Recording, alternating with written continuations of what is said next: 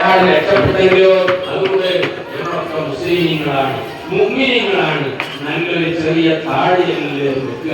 അതോടൊപ്പം നിസ്കരിക്കുന്ന സമയത്തെങ്കിലും തല മറിച്ച് ഒരു ചെറിയ തൊപ്പികളെ പോലെ അള്ളാഹുവിന്റെ മുതലെ നമ്മൾ നിൽക്കുന്നത്. അതൊക്കെയാണ് ഒരു മുഅ്മിനായ മനുഷ്യന്റെ ലക്ഷണങ്ങൾ. അങ്ങനെ ചെറിയ ചെറിയ കാര്യങ്ങളൊക്കെ ചെയ്ത് നമ്മൾ അള്ളാഹുവിലേക്ക് അടുക്കുക.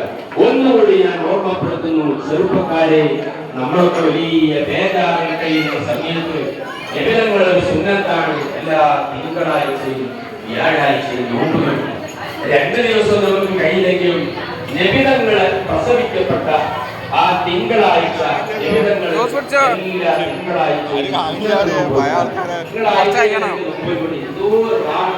ശരീരത്തിന് പോകും. അതോടൊപ്പം അള്ളാഹുവിന്റെ റസൂൽ വലിയ തൃപ്തിയുമാണ്.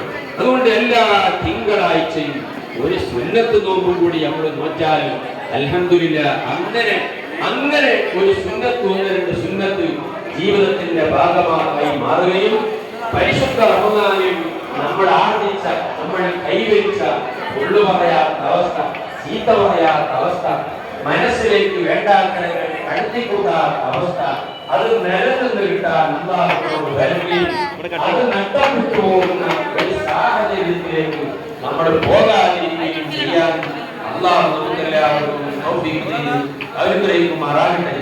ഒരുപാട് മുഅ്മിനീങ്ങൾ ദുആ ചെയ്യാൻ ഓർമ്മപ്പെടുത്തിയിട്ടുണ്ട്.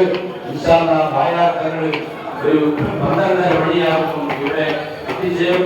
നമ്മൾ ഒരു 10 മിനിറ്റ് വെള്ളം കുടിച്ച് ഒരു 10:15 ഇൻഷാ അല്ലാഹ് നമുക്ക് തുടങ്ങി ഒരു 10:15-11 മണിക്ക് നമുക്ക് ദിക്റ് ചൊല്ലി 12:15 വരെ വീട്ടിക്കൊണ്ടുപോയി 12:30 തങ്ങൾ വന്ന് 1 മണിയോടുകൂടെ ഇൻഷാ അല്ലാഹ് നമുക്ക് പിരിഞ്ഞ് 2:30 വരെ നമുക്ക് ദിക്റ് നിസ്കരിച്ച് നമുക്ക് ഫുഡ് വിതരണം ചെയ്യാൻ അല്ലാഹു തൗഫീഖ് ചെയ്യുമാറാകട്ടെ. ഇന്നത്തെ ഭക്ഷണത്തിലേക്ക് എല്ലാ വർഷവും പലരും പല സംഖ്യകളും നൽകാറുണ്ടായിരുന്നു. പക്ഷേ ആ വലിയ തോക്കുകളൊന്നും ഈ വർഷം കിട്ടിയിട്ടില്ല. അതുകൊണ്ട് ഇന്നത്തെ രാത്രിയിൽ 2-3 കിൻഡൽ അരി ഇവിടെ വെച്ചിട്ടുണ്ട്. അതിലേക്കുള്ള സഹകരിക്കാനും സഹായിക്കാനും ആഗ്രഹമുള്ള ആളുകൾ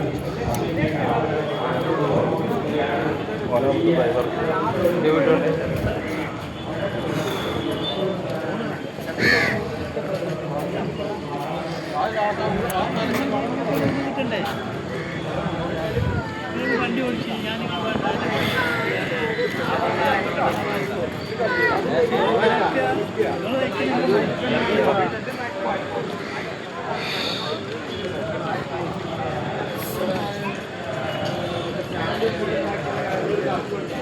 ഇന്ന് 27 കണ്ണമ്പറമ്പള്ളിയിലേക്കുള്ള ആളുകളുടെ ഒഴുക്കുകളാണ്.